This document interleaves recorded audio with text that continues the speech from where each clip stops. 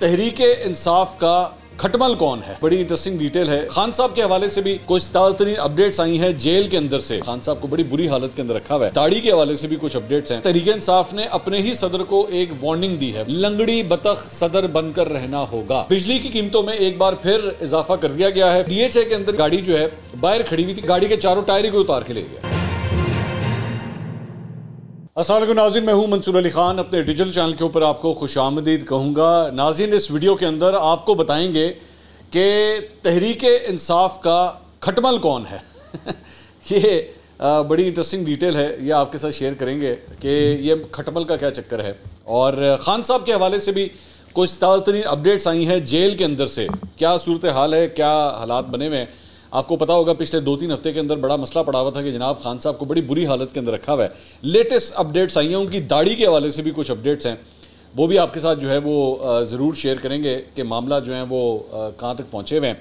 इसके साथ साथ इस तरह लगता है कि पाकिस्तान तहरीक इंसाफ ने अपने ही सदर, वैसे तो पाकिस्तान के सदर हैं लेकिन क्योंकि उनका ताल्लुक जो है वो पाकिस्तान तहरीक इंसाफ से, तो मैं इसलिए कह रहा हूँ, लगता है कि तहरीक इंसाफ ने अपने ही सदर को एक वार्निंग दी है, वार्निंग शॉट दिया है। ये क्या मामला है, किस तरह दिया है, ये सारी डिटेल्स जो है वो आपके साथ इस वीडियो में शेयर करते हैं। तो एंड तक वीडियो देखिएगा।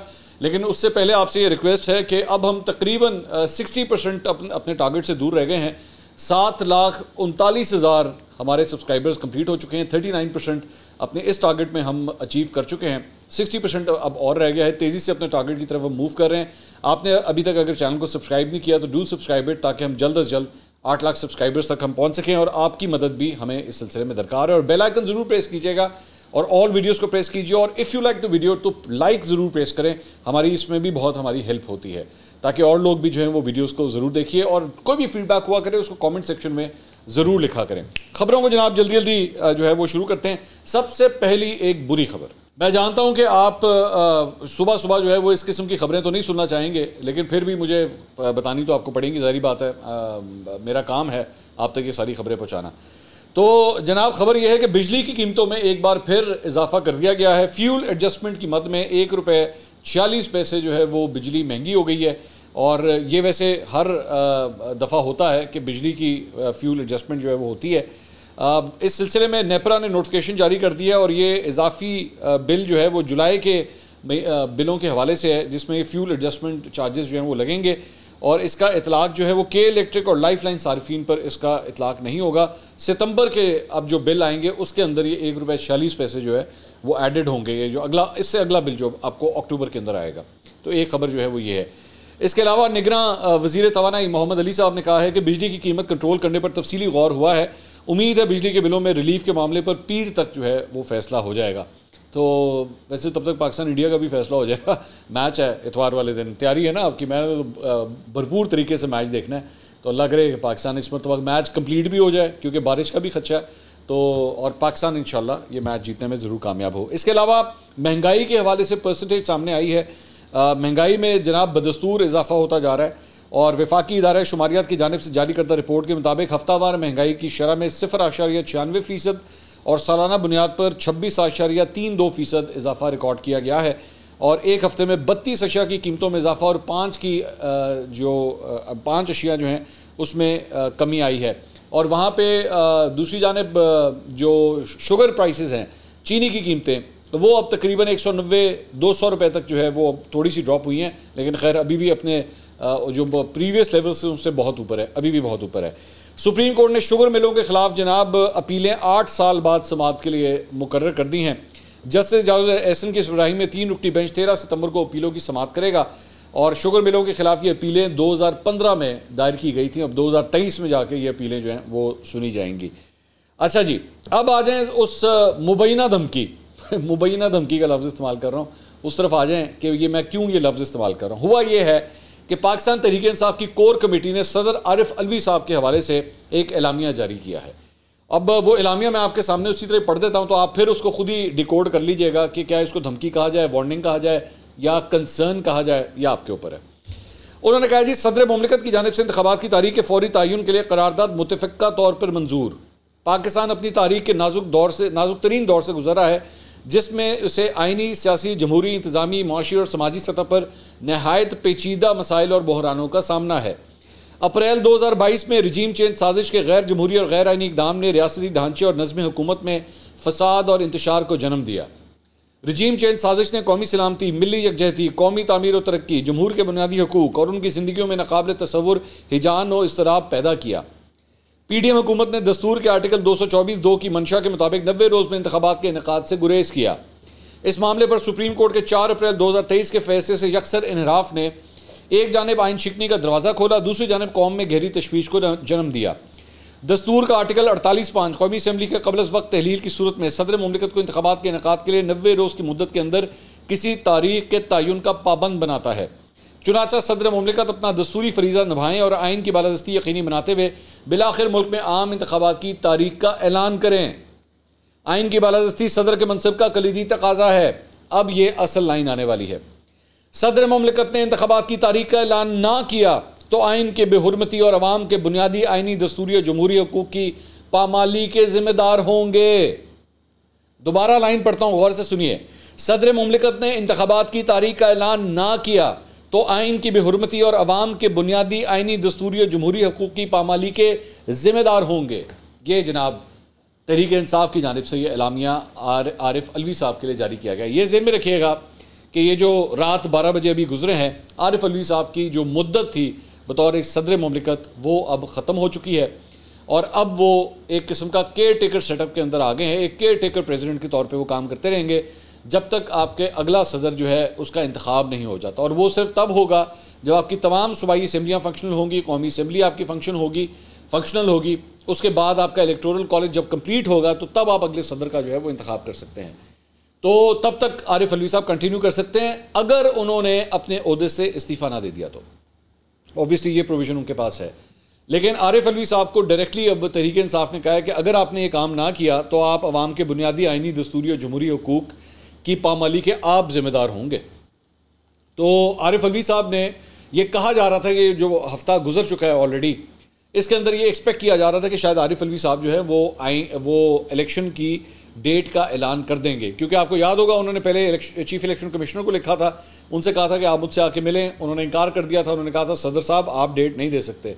फिर आरिफ अलवी साहब ने वजारत कानून को लिखा था कि जी आप मुझे इसके ऊपर एडवाइस करें कि क्या सूरत हाल है। वजारत कानून ने भी उनको लेटर लिखा कि आप ये डेट नहीं अनाउंस कर सकते। तो ये सोचा जा रहा था कि आरिफ अलवी साहब अब डेट का खुद ही अनाउंस कर देंगे इसके बावजूद, लेकिन उसके बाद 2 लोगों की मुबैना तौर पे उनसे मुलाकात हुई जिसमें आर्मी चीफ और DGISI शामिल थे, और उसके बाद से सुम्मुन बुकमुन आरिफ अलवी साहब जो हैं बिल्कुल खामोश हो गए। कोई गुफ्तगू नहीं, कोई बयान नहीं, किसी किस्म की तारीख का ऐलान अभी तक उन्होंने नहीं किया है। तो लगता है इस तरह है कि पाकिस्तान तहरीक इंसाफ के सब्र का पैमाना भी अब लिबरेज होता जा रहा है कि जनाब 10 की करना है उन। अच्छा, दूसरी बात ये कि PTI के वकील शुएब शाहीन साहब ने कहा है कि सदर को इलेक्शन की तारीख देने और आइनी जिम्मेदारी अदा करने के लिए हम ख़त लिखेंगे। आर्टिकल 6 की खिलाफ वर्जी की गई, इलेक्शन कमीशन भी तारीख देने को तैयार नहीं, सुप्रीम कोर्ट के फैसले पर निगरान वज़ीर आज़म और इदारे अमल करवाएं। ये उन्होंने जो पाकिस्तान तहरीक इंसाफ के वकील है, मुख्तलिफ केसेस के अंदर उनकी नुमाइंदगी भी करते हैं, वकालत भी करते हैं, उनकी जानिब से ये बयान जो है वो सामने आया है। अच्छा जी, इसके अलावा एक ख़बर आई है जंग में, ये साले जाफ़र साहब ने ये ख़बर दी है, वो भी आरिफ अलवी साहब से मुतल्लिक ही है, वो भी मैं पढ़ के सुना देता हूँ। उसमें उन्होंने लिखा है कि जी ज़राए ने इंकशाफ किया है कि हालिया महीनों की कशीदा सूरत हाल और आरिफ अलवी के लिए इसमें अपने लिए महफूज रास्ते की तलाश की सरगर्दानी ने उन्हें मुजम्मिल कमज़ोर कर दिया है। उनके वज़न में कमी वाक़ हो गई है, वो सेहत के मसाइल से दो चार हैं जिनमें एसाबी कमज़ोरी भी शामिल है। ज़राए का कहना है कि सदर आरिफ अलवी ने फैसला किया कि वो आइन की दफ़ा 44 का सहारा लेकर बदस्तूर ऐवान सदर में बराजमान रहेंगे, तो उन्हें इस अरसे में मारूफ जमहूरी तरकीब के मुताबिक लंगड़ी बतख सदर बनकर रहना होगा। ये प्रेसिडेंट ऑफ पाकिस्तान के लिए इस खबर के अंदर ये लफ्ज़ इस्तेमाल किया गया है और ये जंग में छपी है। चंद सरकारी कागजात पर दस्तखत सब्त करने के सिवा उन्हें कोई जिम्मेदारी अदा नहीं करना होगी। पाकिस्तान में मुतय्यना नए सफ़ीरों और हाई कमिश्नरों से असनाद सफ़ारत वसूल करना उनकी ज़िम्मेदारी रह जाएगी और यूँ वो ऐवान सदर में महसूर होकर रह जाएंगे। आइंदा वफाकी दारुल हुकूमत से बाहर जाने के लिए खुसूसी तैयारा हासिल करना उनके लिए अब आसान नहीं होगा। वो ऐवान सदर में क़याम को बढ़ाते हैं तो ऐसी सूरत में उन्हें मुल्क के वज़ीर आज़म से दरख्वास्त करके तैयारा हासिल करना पड़ेगा। आरिफ अलवी आज अपनी मियाद पूरी करके रुखसत हो जाते हैं तो उन्हें उसके दूसरे रोज़ ही बाज़ इंतहाई संगीन मुकदमात का सामना होगा, जिनमें कौमी असम्बली को खिलाफ आइन तोड़ देने का मुकदमा भी शामिल है। उन्हें अब वो अदालती तहफ़्फ़ुज़ भी दस्तयाब नहीं होगा जिसके बल पर वो माजी करीब में दलेराना कार्रवाइयाँ कर गुजरते थे। उनके अफराद खाना पर ऐवान सदर को अपनी कारोबारी सरगर्मियों के लिए इस्तेमाल करने के इल्ज़ाम का भी सामना है, जिसमें सदर अलवी ने मुजरमाना तायीद फराहम की थी। तो ये सालिह ज़फ़र साहब जो हैं वो बड़ी देर से प्रेसिडेंट हाउस की बीट जो है वो कवर करते आए हैं। अब वो ये फरमा रहे हैं कि अगर आरिफ अलवी साहब ने यहाँ पे इस्तीफ़ा देने का फ़ैसला किया तो अगले ही दिन उनके खिलाफ केसेस जो हैं वो खुल जाएंगे, क्योंकि वैसे जो है वो इनके पास जब तक सदर हैं उनके खिलाफ कोई केस फाइल नहीं हो सकता। लेकिन जैसे ही वो इस कुर्सी से उतरते हैं तो बहुत से केसेस जो हैं उनके लिए तैयार खड़े हुए हैं। ये सालिह ज़फ़र साहब अपनी ख़बर में दे रहे हैं। अच्छा जी, इसके अलावा अब आ जाएं ज़रा वो इमरान खान साहब की दाढ़ी के हवाले से क्या ख़बर है, अंदर कैसी हालत है और पीटीआई का खटमल कौन है, ये मैं आपको बताता हूँ इस खबर के अंदर। बेसिकली इमरान खान साहब के वकील हैं शेर अफजल मरवत साहब। वो इमरान खान साहब से मिल के आए हैं और उन्होंने बाकायदा एक प्रेस कॉन्फ्रेंस की है। उस प्रेस कॉन्फ्रेंस में उन्होंने ये फरमाया है, मैं सारी चीज़ें पढ़ देता हूँ ताकि आप तक पहुँच जाए। उन्होंने कहा, मैं पहली दफ़ा चेयरमैन पीटीआई से अटक जेल में मिला। हमारी मुलाकात तकरीबन 1 घंटा 20 मिनट जारी रही। बड़ी लंबी मुलाकात हुई है, इतनी देर में तो अंग्रेज़ी की फिल्म भी तकरीबन कंप्लीट हो जाती है। उन्होंने कहा, मुलाकात में चेयरमैन पीटीआई को मैंने बाहर जितनी भी डेवलपमेंट्स थी मुल्की और बैनुल अक़वामी उनसे आगाह किया, जो केसेस की अपडेट्स थी उनके बारे में आगाह किया। उन्होंने पार्टी के हवाले से बड़ी दिलचस्पी जाहिर की और मुझसे बहुत से मामलों से मुतल्लिक दरियाफ्त किया। मैंने चेयरमैन पीटीआई की सिक्योरिटी, सेहत और खाने पीने की सूरत हाल का जायज़ा लिया। जेल में दिन में 2 दफ़ा दोपहर 12 बजे और रात 8 बजे रोज़ाना एक डॉक्टर चेयरमैन पीटीआई की मेडिकल एग्जामिनेशन करता है। उनको दी जाने वाली खुराक और उनके साथ जो रवैया बरता गया है उस पर उन्होंने इत्मीनान का इजहार किया। इमरान खान साहब ने इत्मीनान का इजहार किया है कि मुझे जिस तरह रखा गया है और जो मेरे साथ रवैया है मैं उससे बिल्कुल मुतमईन हूँ। ठीक है, ये भी क्लियर हो गया। उन्होंने अपने सेल में जो बाथरूम की हालत थी या पंखे या कूलर की बात थी, या मैंने जो गुज़िश्ता बात की थी कि उनके सेल में पानी चला गया था, वो मैंने चेयरमैन पीटीआई से और जेल हुकाम से दरियाफ्त किया। तो पता चला कि 2 दिन बहुत ज़्यादा बारिश हुई और एक दिन आंधी आई, तो जितने भी सेल हैं उनकी सलाखें ओपन हैं, तो उन तमाम में पानी गया था। यूँ चेयरमैन पीटीआई की मैट्रेस पानी से भीग गई थी। चेयरमैन पीटीआई को मैंने पहली दफ़ा बहुत अच्छे मूड में देखा। दाढ़ी के बारे में बातें सुनी थी, वो अब शेव कर चुके हैं। तो खान साहब जो हैं दोबारा हैंडसम हो गए हैं। उन्होंने वो पहले तो बिल्कुल दाढ़ी छोड़ दी हुई थी उन्होंने, लेकिन उसकी मजहबी से ज़्यादा ये वजह थी कि वो कह रहे थे कि मेरे पास रेज़र वगैरह नहीं था। तो अब उन्होंने जो है वो उन्होंने बताया कि शेव कर ली है और बहुत ही तरोताज़ा और हैंडसम दिखाई, लो बहुत ही, तो मैं कह रहा था ना हैंडसम, तो बहुत ही तरोताज़ा और हैंडसम दिखाई दे रहे थे। उन्होंने जो बातें की उससे वो मुझे काफ़ी खुश मिजाज नज़र आए और उन्होंने बातों को काफ़ी इंजॉय भी किया।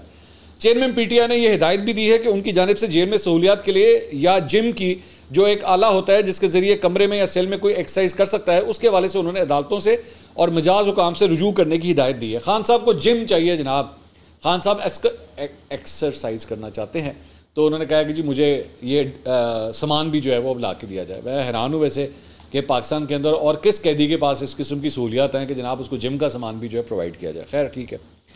उन्होंने कहा, जी चेयरमैन पीटीआई ने एक वाज़ेह पैगाम दिया कि जेल में वो कैद हैं, ये उससे बेहतर है जिससे पाकिस्तान के अवाम इस वक्त गुजर रहे हैं। उन्होंने कहा कि ये बता दें कि मैंने इस वक्त को इस्तेमाल किया है अल्लाह ताला से अपना ताल्लुक मजबूत करने में।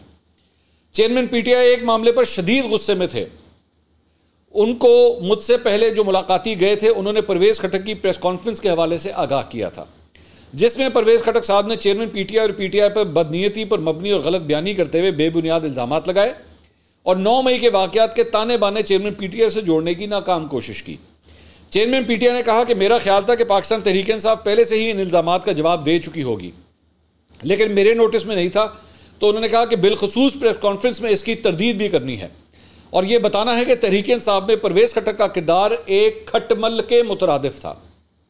सो बेसिकली ये मरवत साहब फरमा रहे हैं कि इमरान खान साहब ने परवेज़ खटक साहब को पाकिस्तान तहरीक इंसाफ में एक खटमल जो है वो करार दिया है, जिसने वर्कर्स का खून चूसा, तहरीक इंसाफ की हुकूमतों में वसाइल का इस्तेमाल और ओहदों और सीटों की नाजायज़ तकसीम की। इमरान खान की गुफ्तगू से मुझे महसूस हुआ कि वो ये बात काफ़ी दिल पर ले चुके थे। सूबे खैबर पख्तूनख्वा में पीटीआई के साथ जितनी भी ज्यादती हुई है, तोड़ने की कोशिश की गई है, ये सारी काविशें हरकत परवेज़ खटक की माँ पर उसकी पोजीशन मजबूत करने के लिए ये रवैया अपनाया गया है। परवेज़ खटक को मजबूत करने वाले सोचते होंगे कि खैबर पख्तूनख्वा में पाकिस्तान तहरीक इंसाफ के तोड़ का सबब बन सकेगा। खुद परवेज़ खटक ने अपनी पार्टी की बुनियाद रखते हुए कहा था कि मैं तहरीक इंसाफ को तोड़ूंगा। आप सबको इल्म है कि उसकी अपनी सलाहियत गन्ना तोड़ने की नहीं है। जिसकी गन्ना तोड़ने की सलाहियत नहीं है और हर वक्त हुक्के की नली की तरह कुड़ करता रहता है और जहरीला धुआं छोड़ता है, और उस जहर और बातों की तमाम डायरेक्शन तहरीक इंसाफ और इमरान खान की तरफ होती है। तो परवेज़ खटक के लिए ये कलमात जो हैं वो अब अदा किए गए हैं, और मरवत साहब का कहना है कि ये सब कुछ उनको खान साहब ने कहा है, ये खान साहब की ज़बान है जो ये बोल रहे हैं। तो एक जनाब खबर जो है वो ये थी। अच्छा जी, इंतज़ार हुसैन पंचोता साहब जो एक और इमरान खान साहब के कई वकील हैं आजकल, मतलब बहुत ज़्यादा वकील हैं आजकल, तो उन्होंने मीडिया से गुफ्तगू की है। उन्होंने कहा जब किसी साबिक वज़ीर आज़म को क्लास सी में नहीं रखा जा सकता तो फिर इमरान खान को किस कानून के तहत अटक जेल में रखा गया है। किताबें देने से वो बेटर क्लास नहीं बन जाती। सुप्रीम कोर्ट में गलत रिपोर्ट जमा कराई गई है, कोई सहूलत उनको नहीं दी गई, किस्म पुरसी के हालात में उनको रखा जा रहा है और ये सिर्फ तोड़ने की कोशिश है उनको। अच्छा, वहाँ पे शेर अफजल मरवत साहब कह रहे हैं कि वो बिल्कुल ठीक ठाक हैं, फर्स्ट क्लास हैं, डॉक्टर सुबह शाम चेक कर रहा है, खाना पीना भी बिल्कुल ठीक ठाक है, बड़े मुझे हैंडसम तरोताज़ा सब कुछ लग रहे हैं। इंतज़ार हुसैन पंचोता साहब कहते हैं जी उनको बड़ी ही गलत हालत के अंदर रखा है। अब मुझे नहीं पता इन दोनों में से कौन सी चीज़ ठीक है। एक वीडियो मैं आपके साथ शेयर करना चाहता हूँ। ये वीडियो ज़रा स्क्रीन के ऊपर देखिएगा। ये वीडियो मुझे एक्चुअली किसी ने भेजी थी। ये लाहौर का इलाका है, DHA। इसके अंदर जो शख्स नरेट कर रहा है, मैं वो तो नहीं सुना रहा आपको, मैं वैसे ही आपको बता रहा हूँ, जो नरेट कर रहा है वो ये कह रहा है कि DHA के अंदर ये गाड़ी जो है बाहर खड़ी हुई थी कहीं पे घर के बाहर, और ये बताता है कि जी रात को 12 बजे ये गाड़ी यहाँ पे खड़ी की गई और तकरीबन 3 साढ़े 3 बजे तक जो है वो जब ये गाड़ी निकालने के लिए बाहर आए हैं, सड़क पे गाड़ी खड़ी हुई थी, तो इनको पता लगा कि गाड़ी के चारों टायर ही कोई उतार के ले गया, मतलब रिम्स के साथ ही पूरे के पूरे टायर उतार के ले गया और उसके नीचे वो एक जैक और ईंटें लगा के जो है वो चले गए। तो मैंने 2-4 लोगों को जब ये वीडियो भेजी तो मुझे पता लगा कि भाई ये सिर्फ उधर नहीं हो रहा, ये आजकल ये नया काम शुरू हो गया है और बहुत ज़्यादा होना शुरू हो गया है कि पूरे टायर ही चोरी हो जाते हैं। मेरे लिए शॉकिंग बात इसलिए थी कि इससे पहले मैंने ये तो सुना था कि साइड मिरर जो है गाड़ियों के चोरी होते हैं, लेकिन अब हालात इतने ख़राब हो चुके हैं कि अब इस तरह पूरे के पूरे टायर ही उतार के जो है और गाड़ी को जो ईंटों के ऊपर खड़ा करके अगले ले जाते हैं। और ये को ब्रांड न्यू होंडा सिविक लग रही है जिसके टायर जो है वो इस तरह उतारे गए हैं। अब इसका भी डायरेक्ट ताल्लुक, फ्रैंकली स्पीकिंग, अगर if you take this on a serious note, इसका ताल्लुक भी मुल्क में जो महंगाई है और जो गुर्बत में जिस तरह इजाफा हो रहा है और जो हालात ख़राब होते जा रहे हैं, इसको आप इसके साथ भी जोड़ सकते हैं कि अब आप देखिएगा कि वैसे अल्लाह करे ना हो जो मैं कहने जा रहा हूँ ये गलत हो, लेकिन आप देखिएगा कि क्राइम रेट भी जो है उसमें इजाफा होना शुरू हो जाएगा, क्योंकि जब हालात बहुत ज़्यादा ख़राब होते हैं तो फिर इसका ऑटोमेटिक जो लिंक होता है, जो सिंक्रोनाइज होती है ये चीज़, वो क्राइम रेट के साथ होती है। तो मेरे लिए अलबत्ता ये बड़ी शॉकिंग वीडियो थी जो मैंने सोचा मैं आपके साथ भी शेयर करूँ। इसके अलावा एक और रिपोर्ट आई है जी कि नवाज शरीफ साहब से चंद सहाफ़ियों की मुलाकात हुई है और नवाज शरीफ साहब ने अक्टूबर में पाकिस्तान वापस आने की तस्दीक कर दी है कि वो आ रहे हैं अक्टूबर में पाकिस्तान। जंग ने यह रिपोर्ट किया है जी कि नवाज शरीफ की वापसी की हतमी तारीख का ऐलान अगले 10 रोज़ में कर दिया जाएगा। साबिक वज़ीर आज़म नवाज शरीफ ने कहा है कि आइंदा माह में पाकिस्तान चला जाऊँगा। तो ये नवाज शरीफ साहब की वापसी के हवाले से भी एक ये खबर है। इसके अलावा कौमी और सूबाई असम्बली के इंतखाबात के लिए मुस्लिम लीग नून का पार्लिमानी बोर्ड आइंदा माह जनरल इंतखाबात की टिकटों का ऐलान कर देगा। ज़राए के मुताबिक कौमी और सूबाई असम्बली के इंतखाबात के हवाले से मुस्लिम लीग नून ने अक्टूबर में पार्लिमानी बोर्ड कायम करने का फैसला किया है। पार्लिमानी बोर्ड की सदारत शहबाज शरीफ करेंगे, जबकि नवाज शरीफ पार्टी कायद के तौर पर टिकटों की तकसीम पर तौसीक करेंगे। मुस्लिम लीग नून की जानिब से पुराने सियासी चेहरों पर इन्हिसार का फैसला किया गया है। जिन हलकों में उम्मीदवार कमज़ोर है सिर्फ वहाँ नया चेहरा और मजबूत उम्मीदवार लाया जाएगा। मरियम नवाज, हमजा शहबाज, परवेज़ रशीद, इसहाक डार पार्लिमानी बोर्ड में शरीक होंगे। अमीर मुकाम राना सनाउल्लाह, ख्वाजा आसिफ, ख्वाजा साद रफ़ीक, सरदार रियाज सादिक भी पार्लिमानी बोर्ड में शामिल होंगे। इसके अलावा नुज़रत सादिक, इशरत अशरफ, कामरान माइकल, मोहम्मद ज़ुबैर भी पार्लिमानी बोर्ड में शामिल होंगे और इसका इजलास जो है वो आइंदा चंद रोज़ में हो जाएगा।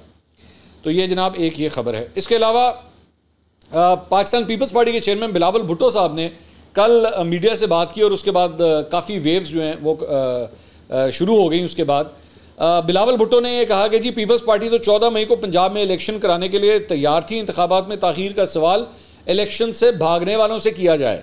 ये इन्होंने इनडायरेक्ट नून लीग को हिट किया है। इलेक्शन आइन के मुताबिक 90 दिन में ही करवाए जाएं। इलेक्शन कमीशन फौरी तौर पर आम इंतखाबात की तारीख और शेड्यूल का ऐलान करे। पीपल्स पार्टी नैब से नहीं डरती, माजी में भी नहीं डरी। मैं नहीं समझता कि हमारे खिलाफ कोई इंतकामी रवैया चल रहा है। हमारी पार्टी का फोकस अपने काम पर था, केसेस पर नहीं। अदालत और नैब का सामना करने के लिए तैयार हैं। अवाम को अपने फैसले करने दिए जाएं। अवाम अगर नवाज शरीफ को चुनते हैं तो हम सबको कबूल करना चाहिए। अगर पीपल्स पार्टी के हक में फैसला दे तो सब कबूल करें। अगर पाकिस्तान तहरीक इंसाफ को चुने तो हमें कबूल करना पड़ेगा। आसिफ जरदारी ने 11.5 साल जेल में गुजारे। कुछ सियासतदान मुश्किल वक्त गुजार रहे हैं, उनको बताना चाह रहे हैं कि घबराना नहीं है। जो कहता था कि सबको जेलों में डालूंगा, आज खुद जेल में है। जेल में उनके सियासतदान बनने की ट्रेनिंग हो रही है। पाकिस्तान पर जब लोगों को मुसल्लत किया गया तो हालात सबने देखे। जिन्हें मुसल्लत किया गया उन्होंने 9 मई को GH के ऊपर हमला किया। कठपुतलियां बनाने वालों को पैगाम देना चाहते हैं कि पाकिस्तान के अवाम पर तजुर्बे करना छोड़ दें, अवाम को अपने फैसले करने दिए जाएं। जो कठपुतलियां बनाते हैं उन्हें भी इल्म हो गया है कि मज़ीद तजुर्बे नहीं चल सकते। अब ये इस्टेब्लिशमेंट को जो है वो एक इनडायरेक्ट हिट थी जो बिलावल भुट्टो साहब ने जो है वो लगाई, साथ साथ उन्होंने मुस्लिम लीग नून को भी लगा दी। इसके अलावा जनाब आज एक बड़ा इंपॉर्टेंट इलेक्शन हो रहा है, ज़िमनी इलेक्शन हो रहा है बेसिकली गिलगित बल्तिस्तान में, और ये सीट है GB की LA-13 अस्तोड़। यहाँ पे जो साबिक वज़ीर आला गिलगित बल्तिस्तान थे खालिद खुर्शीद साहब, उनकी जाली डिग्री निकल आई थी और उस केस में उनको नाअहल कर दिया गया था, तो वो सीट वेकेंट हो गई थी। वहाँ पे ज़िमनी इंतखाब हो रहे हैं। 14 उम्मीदवार मैदान में हैं। तहरीक इंसाफ की जानिब से खुर्शीद अहमद खान साहब जो बेसिकली खालिद खुर्शीद साहब के वालिद साहब हैं, यही नहीं साबिक वज़ीर आला साहब के वालिद साहब हैं, उनको जो है वो टिकट दिया गया है। मुस्लिम लीग नून से राना फरमान अली और पाकिस्तान पीपल्स पार्टी से अब्दुल हमीद खान जो हैं वो मैदान के अंदर मौजूद हैं, और जमीयत उलमा इस्लाम से अनायतुल्लाह जो है वो इलेक्शन लड़ रहे हैं। अब देखते हैं कि पाकिस्तान तहरीक इंसाफ अपनी उनकी सीट थी ये इसको रिटेन कर पाते हैं या नहीं। अगली वीडियो में आपसे दोबारा मुलाकात होगी। अल्लाह हाफ़िज़।